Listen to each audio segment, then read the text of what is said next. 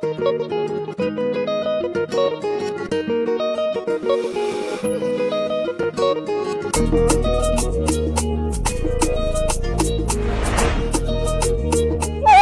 Zedem, Monsieur Alphonse. Mais c'est le même sourire que tu as. Mais pourquoi tout le monde sourit comme ça? C'est le sourire mycodestisé. Ah, oui, imaginez. Avec 8500 francs seulement, tu deviens membre et copropriétaire de Mycodec. Sérieusement? Oui. Ouvrir un compte au Mycodec, c'est prendre le contrôle de tes finances et impacter ta vie et celle de ta famille. Avec 8500 francs seulement, tu n'es pas qu'un simple client. Alors, profite de cette promotion et rejoins ces milliers de Congolais au sourire mycodestisé et qui bénéficient de comptes épargne courant, carte monétique, Mycodec mobile, pouce, pôle et alerte SMS. Oh, Mycodec, coco, un Congolais, un compte copropriétaire avec 8500 francs seulement. Zedem. Oui, c'est réservé seulement aux Congolais? Non, c'est pour tout le monde. Je me mycodécise alors. Parfait. Allez, on y va. Comme ça, toi aussi, tu auras un sourire mycodécisé. Ça marche. Rejoignez les Mycodec dès aujourd'hui. Pour 8500 francs seulement, ouvrez votre compte et devenez copropriétaire. Ensemble, construisons un avenir radieux. Mycodec, encore plus proche de vous.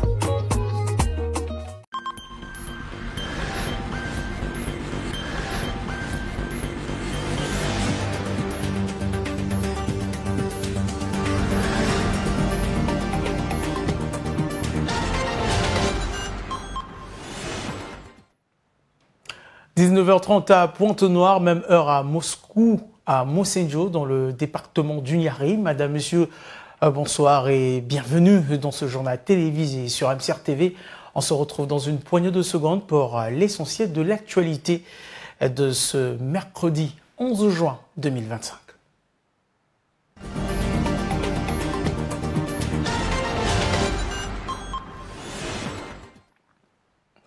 Et ouvrons ce journal pour parler examen d'État, démarrage ce mercredi 11 juin 2025 des épreuves écrites du baccalauréat technique et professionnel sur l'ensemble du territoire national.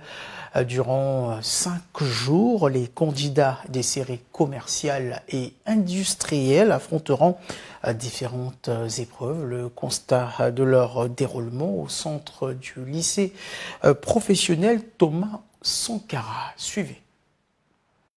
2212 candidats pour le centre numéro 1 et 205 pour le centre numéro 2 du lycée technique professionnel Thomas Sankara ont affronté cet examen ici où toutes les dispositions ont été prises pour un bon déroulement des épreuves jugées abordables par les candidats interrogés. Les épreuves se passent très bien, le français est très abordable, il n'y a rien de difficile, tout est là. Oui, il y a l'espoir. Tout va bien. Espérons que les prochaines matières aussi seront abordables comme ça. À la fin de l'année, nous allons créer un victoire. Oui, je me suis préparé depuis le début du mois. Donc là, je suis prêt. Je suis prêt pour affronter l'examen. Et les épreuves se déroulent à la merveille. C'est abordable. J'ai juste un peu de stress, mais ça ira. Parmi les épreuves affrontées, la philosophie pour les séries industrielles, les statistiques et la vie d'entreprise pour les séries commerciales en ce premier jour. Notons que dans le département de Pointe-Noire, les candidats sont répartis dans 30 centres. Plus de 16 000 candidats affrontent le baccalauréat technique et professionnel sur l'ensemble du pays, dont 12 293 officiels et 3 773 candidats libres. Un reportage signé Amélia Baker et Roussi Makayandene. Un phénomène des jeunes riverains de Koukoubi-Témo autour des engins qui travaillent a suscité la curiosité de nos reporters car ils posent en filigrane le problème de sécurité dans les chantiers en milieu populaire. Plus d'explications dans cet élément. Les travaux de réhabilitation de l'avenue Tister au terminus de Koukoubi-Témo se déroulent dans une ambiance bon enfant. Seulement voilà, un phénomène dangereux est observé autour des engins. C'est le cas de ce POC-là, en plein travaux, et ceinturé des jeunes riverains qui attendent les mottes de terre pour y dégager ce qu'ils appellent dans leur jargon la ferraille, celle-ci destinée à être vendue.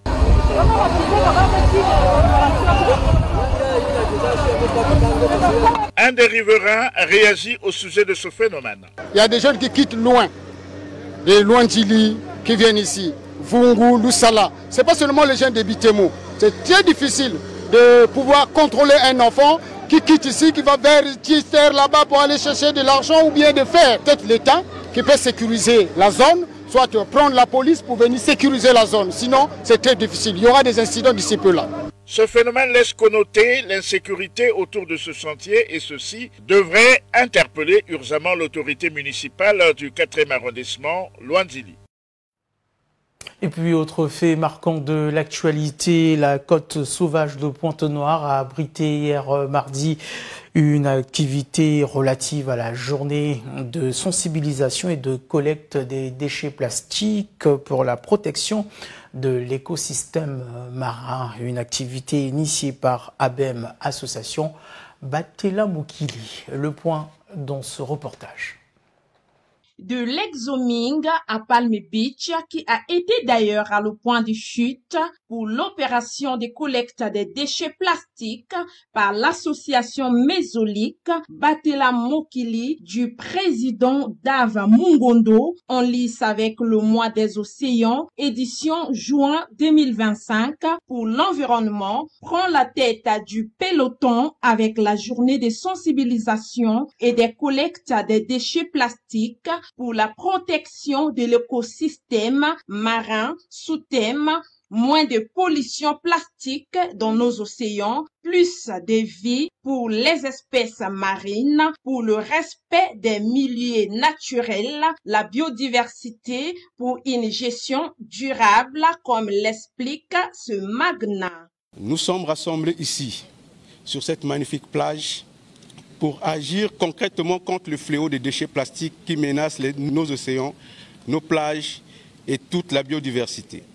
Notre action s'inspire du leadership, de la vision et de l'engagement sans relâche de son Excellence Denis Sassou Nguesso, chef de l'État, que nous appelons affectueusement dans notre association le prophète des nations du réchauffement climatique.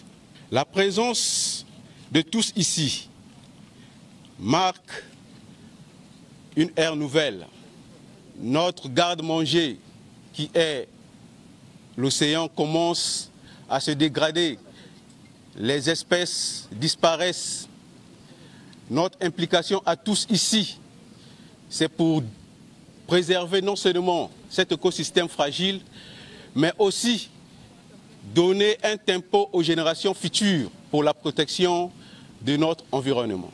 Cette journée de sensibilisation et de collecte des déchets plastiques qui contribue à la propreté de l'environnement et au maintien d'une vie de qualité des océans est une journée à marquer d'une pierre blanche pour l'association Batela Mokili qui met en exergue la volonté du chef de l'État, Denis Sassou Nguesso, premier écologiste du Congo, protecteur de l'environnement. Oui.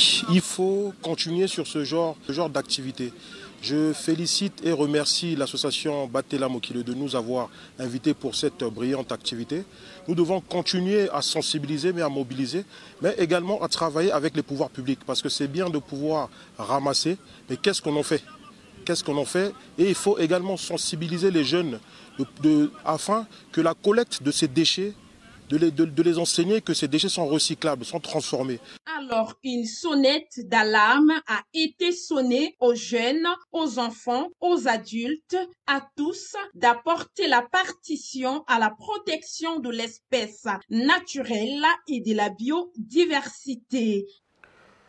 En société, les nouvelles pièces de monnaie mises en circulation en parallèle avec les anciennes prêtent à confusion. De nombreux citoyens évoquent cette confusion dans ce reportage de Saint-Cyr, Modeste Mafout à Paris et Rossi Makendende. La confusion entourant les nouvelles pièces de monnaie en circulation dans la zone CEMAC depuis avril 2025 est due à plusieurs facteurs tels qu'explicités par ces citoyens. Je trouve qu'il n'y a pas de difficulté. C'est aussi une façon de faire sortir les pièces que ça puisse circuler dans le pays. Maintenant, sauf que Les pièces en question, depuis que c'était sorti jusqu'à présent, ça ne circule pas comme auparavant, comme c'était les pièces. C'est vrai, il y a confusion. Confusion parce que sûrement peut-être ils ont fait les erreurs. Là où ils ont fabriqué ces monnaies-là, il n'y a pas la différence entre les 25 et les 50 francs. Et puis il y a encore confusion entre la pièce de 100 francs, vraiment, il y a vraiment confusion. Moi je crois qu'ils devaient revoir en fait leur façon de faire. Sinon, ça va. Là où nous parlons, c'est vrai, la confusion. J'ai déjà constaté ça tel que hier soir, j'ai confondu la pièce de 25 à celle de 50. Moi, je me disais que c'était 50, or que c'était 25 francs. Franchement, il fallait qu'il y ait une différence. Tellement, ça nous dérange un peu, quoi. Ça nous embrouille parfois. Normalement, il fallait qu'il y ait une petite différence pour qu'on essaie un peu de différencier la pièce de 25 à celle de 50 francs. Les pièces de 25 et 50 francs présentent une ressemblance frappante, ce qui engendre des difficultés d'identification chez bon nombre de Pontenegrins. Moi, je peux regarder une pièce à 2 fois ou soit à 2 reprises. Je sais que non, ça c'est 50, je donne 50. Ça c'est 100 francs, je donne 100 francs. Mais pas chez les autres. Ça crée des problèmes quand on emprunte les bus. Des fois, quand on te remet la monnaie, si tu ne fais pas attention, tu vas à la maison, toi tu as pensé qu'on t'a remis 50 francs, par contre c'est les 25 francs. Quand par exemple on laisse l'argent du marché, quand il y a des pièces, moi c'est vrai, madame m'a surpris. Moi je pensais que j'avais laissé 3500, par contre elle m'a dit que oh, mais là tu as seulement laissé 3375. Moi je dis 3175. Et quand je regardé, je dis oui, elle avait raison.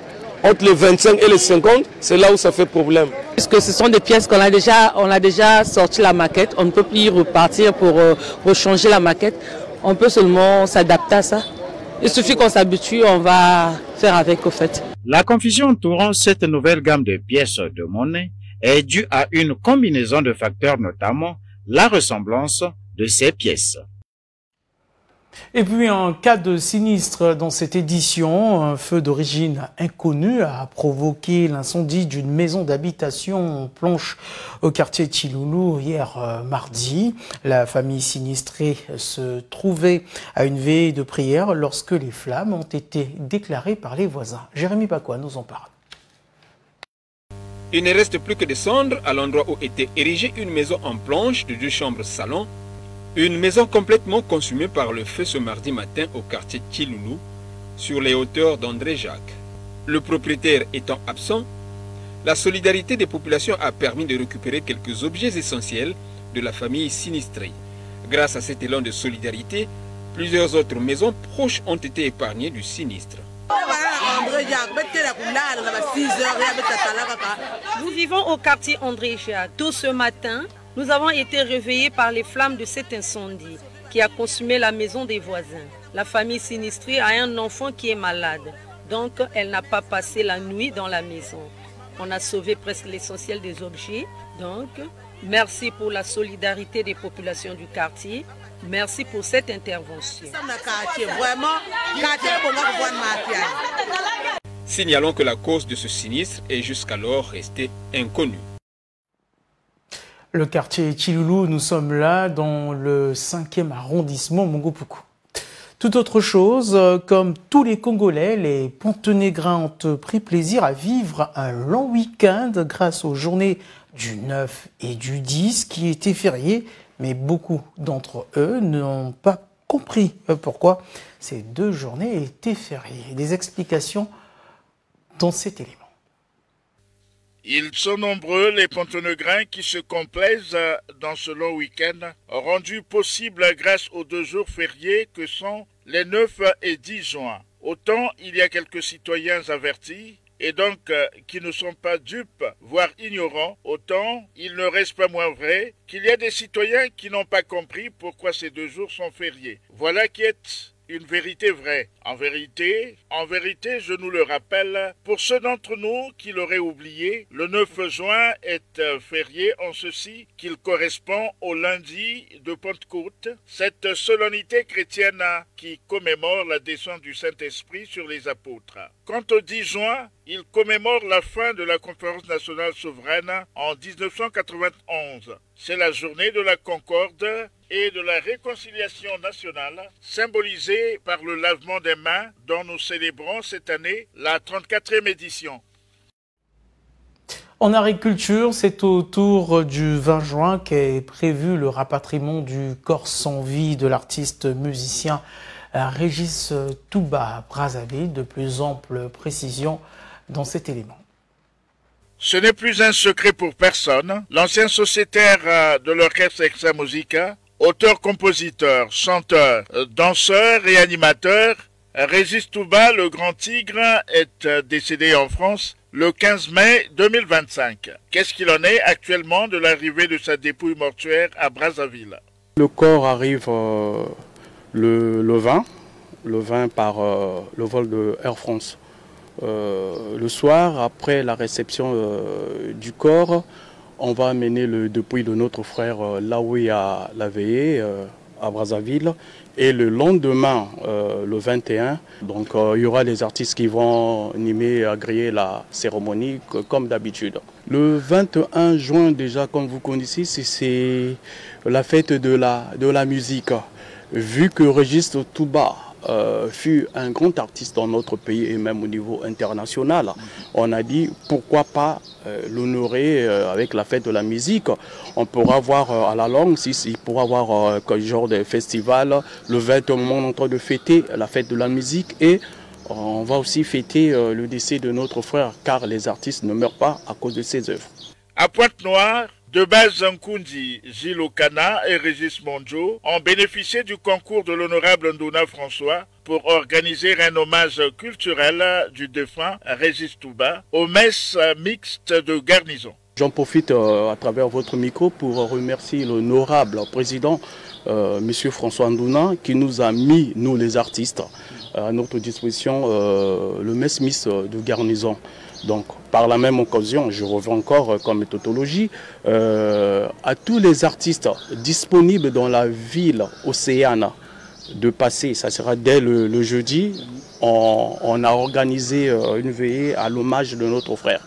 Donc qu'ils passent, on va jouer. Hein. Tous les artistes, que ce soit ceux qui font de la musique profane comme nous autres et religieuse et les rappeurs, voilà, tout c'est ça ce qu'on a prévu. Il est de notoriété publique que l'artiste ne meurt jamais. À travers ses œuvres, Régis Touba restera vivant dans la mémoire des mélomanes congolais.